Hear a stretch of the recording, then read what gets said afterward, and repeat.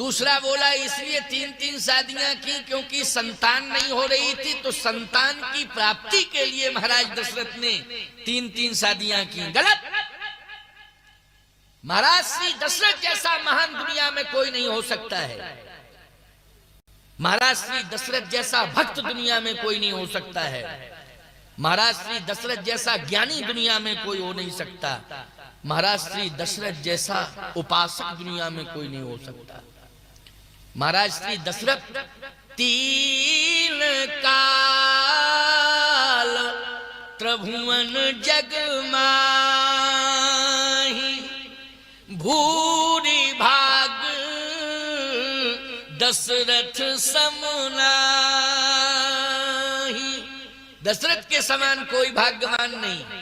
इसलिए 3-3 विवाह नहीं किए हैं महाराज दशरथ ने कि संतान की प्राप्ति हो।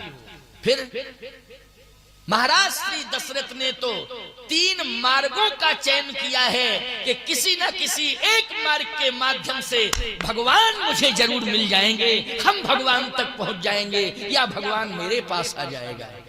बोलो भाई, या तो हम भगवान तक पहुंच जाएंगे या भगवान मेरे पास आ जाएगा। एक बात और सुन लो, पत्नी का बहुत बड़ा योगदान होता है भगवत प्राप्ति में। भगवत प्राप्ति में पत्नी का बहुत बड़ा योगदान होता है। पत्नी केवल भोजन बनाने के लिए ही नहीं आती है। पत्नी केवल आपके घर की व्यवस्था संभालने के लिए ही नहीं आती है।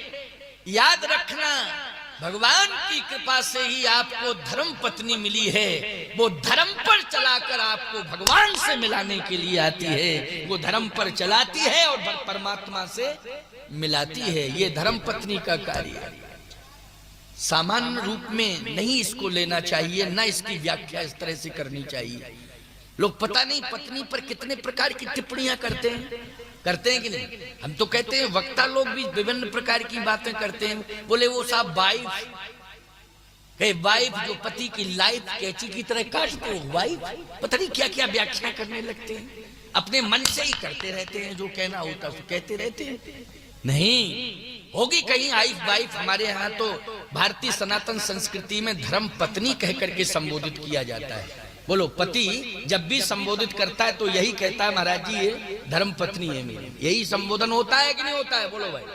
और ऐसा बोलना ही चाहिए, साधारण नहीं होती है पत्नी।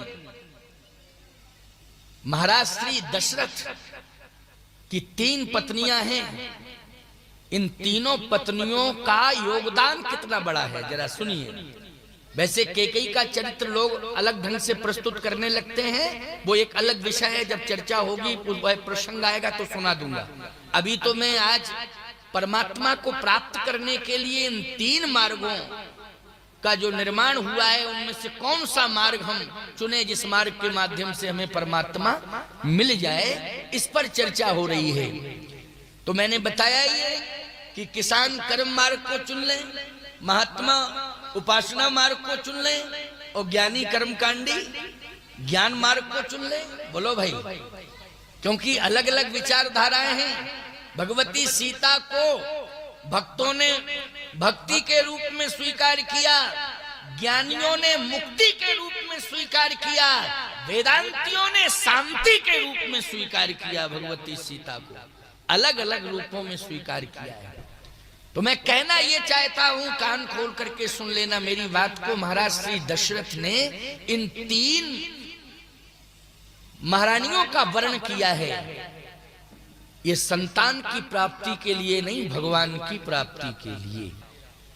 पहले आपको ये समझना पड़ेगा कि महाराज श्री दशरथ हैं कौन। पूर्व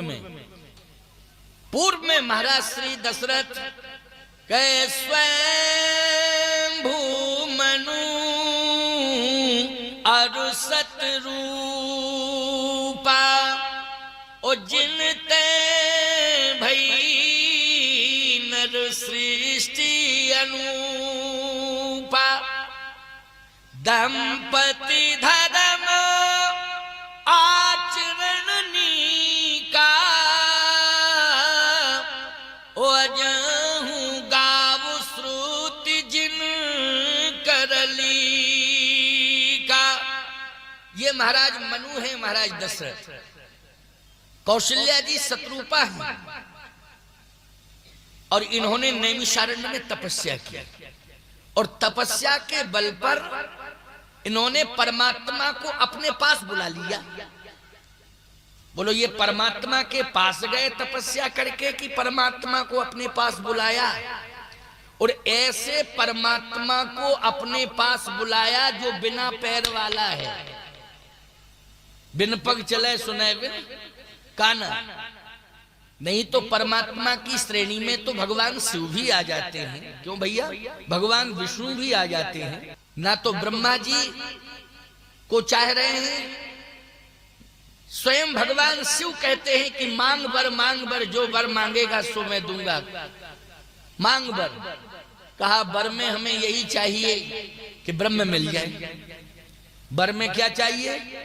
ब्रह्म मिल जाए। ब्रह्मा जी ने कहा मांग बर, मनु जी ने कहा ब्रह्म मिले अगर बर देना चाहे तो। भगवान विष्णु ने कहा मांग बर, मनु जी ने कहा ब्रह्म चाहिए, ब्रह्म। तो याद रखना, ना तो ब्रह्म को स्वयं विष्णु दिला पाए और ना ही ब्रह्म को भगवान शिव पहुंचा पाए और ना ही ब्रह्म को ब्रह्मा पहुंचा पाए। बोलो, पहुंचा पाए मनु तक? सब कह के चले गए वापस, लेकिन ब्रह्म को इस धरती पर न ब्रह्मा उतार पाए, न शिव उतार पाए, न विष्णु उतार पाए। लेकिन महाराज मनु और शत्रुपा की तपस्या ने निर्गुण ब्रह्म को सगुण बनाकर इस धरती पर उतार दिया है। ये है महाराज दशरथ और महारानी कौशल्या। ये महाराज दशरथ और महारानी कौशल्या है, यही महाराज मनु और यही शत्रुपा है। तो लाइक, सब्सक्राइब एंड शेयर कर दें।